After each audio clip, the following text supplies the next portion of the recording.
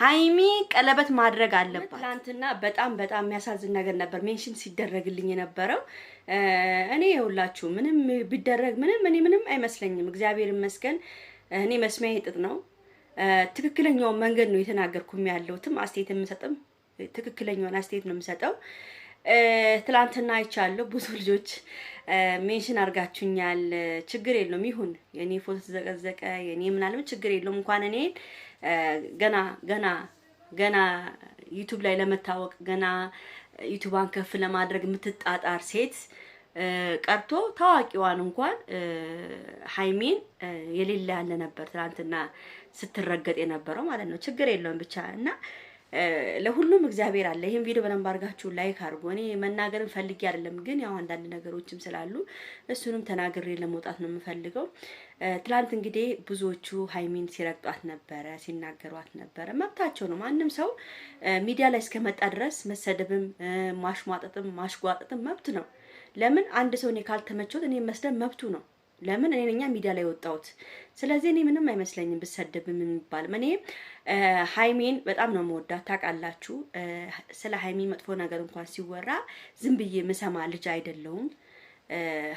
ለሃይሚ ያለኝ ፍቅር የተለየ ነው። ስታጠፋ ደግሞ አጠፋች ብለን እንናገራለን። ብሩኬም ሲያጠፋ አጠፋ ብለን እንናገራለን። ዝም ምንላቸው አይደለም ማለት ነው። ሁለቱም ነው ምንናገራቸው፣ ማንንም አንለይም።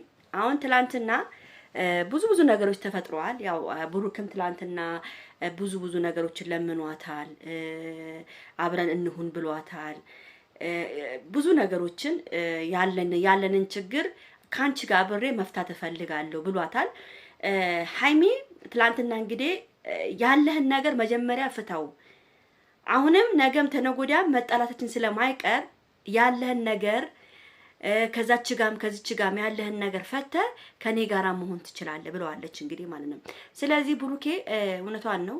ያለህን ነገር ፈተ ሁሉን ነገር አስተካክለ የራስን ህይወት ከዚህ በኋላ ሌላ ሴት አለማስገባትን ለማስቀናት ብለ ነው አንተ ይሄ ሁሉ ነገር እየተፈጠረ ያለው። እቺ ልጅ ማፈቅራለሁ ብላ የመጣችው ለማስቀናት ብላ ያመጣልነች።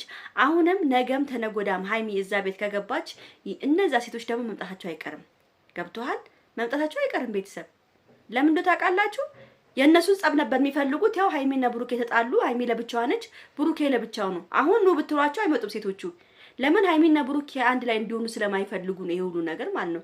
ስለዚህ ምንድነው እነዚህ ሴቶች ደግሞ ብሩኬ ማስወገድ አለበት። በቃ ሁለተኛ እንዳይደርሱበት ማስወገድ አለበት። ነገ መጣ ሃይሚ ልትናገራት ትችላለች። ነገም አንኳኩታ መምጣቷ አይቀርማ። ሃይሚን ለመናገር አፋቸው ሊከፍቱ ሃይሚ ላይ ይሄ ዘንድ የመሰለ መራሳቸውን እሷ ላይ ለመጣል ይመጣሉ። ስለዚህ አሁንም ቢሆን ብሩኬ ጥሩ ነገር ነው የለመንካን ያለው አብረህ መሆን ትፈልጋለህ። ሃይሚን እንደምትፈልጋት ትናንትና ተረድቻለሁ፣ እንደምትወዳትም ተረድቻለሁ። ግን እንደምታፈቅራት አላውቅም፣ ግን እንደምትወዳት አውቃለሁ። ለምን አፈቅርሻለሁ ብላ ስለማታውቅ ማለት ነው። አንዳንድ ጊዜ ይውላችሁ እኔ በጣም ብዙ ጊዜ እናገራለሁ። በጣም ብዙ ጊዜ ነው የተናገርኩት። ብዙዎቻችሁም የኔን ጥያቄም ትረዳላችሁ። አንዳንድ ሴት እኛ ሴቶች ስንባል የሆነ ነገር ሲጎልብን ነው የምንነጫነጨው። የሆነ ነገር ስናጣ ነው የምንነጫነጨው። የሆነ ነገር ከውስጣችን ስናጣ ከውስጣችን ከዛ ሰው አልሟላ ያለን ነገር ሲኖር ነው የምንነጫነጨው። እኔ ይመስለኛል ሃይሚ ራሱ የራሷ የሆነ ፍላጎት አላት። ግን አንዳንዴ ለወንድ ልጅ መናገር ምንፈራው ቃላቶች አሉ። ገብቷቸዋል? ሃይሚ ልታፍሮ ትችላለች ብሩክን። ውስጥ ያለውን ቃላት ለመናገር ትፈራለች። በዛን ሰዓት ምንድነው ንጭንጭ ይመጣል። ገብቷቸዋል? ማንኛውም ሴት ለሚከሰት ነገር ነው። ስለዚህ ሃይሚ የሆነ የጎደላት ነገር አለ። የጎደላት ነገር ስላለ ነው የምትነጫነጨው። ያ ነገር እንዲሞላላት ትፈልጋለች። ገብቷቸዋል? እና ብሩክም እኔ የምልህ ሃይሚ መረዳት አለብህ። ሃይሚ ውስጧ ምንድነው የምትፈልገው? ሃይሚ ምንድነው ፍላጎቷ? ስንት የቀለበት ቀለበት ሁሉ ያደረክላት ሁሉ የውሸት ነበረ። ከልብ ያደረክላት ቀለበት የለም። ስትጣሉ ነው ቀለበት ምናምን የምትለው። ግን በትክክለኛ መንገድ አሁን ትላንትና ስትሰደብ ስትረገጥ የነበረው ምንድነው? ለምንድነው ስትረገጥ? ማን ነኝ ሳታገባ ከወንድ ጋር አብራ የምትኖር ሴት ሳታገባ እኛ ሀገር ችግር የለውም ሳያገቡ የሚኖር ግን ሳታገባ እሱ ቤት ገብታ የምትኖር ነች።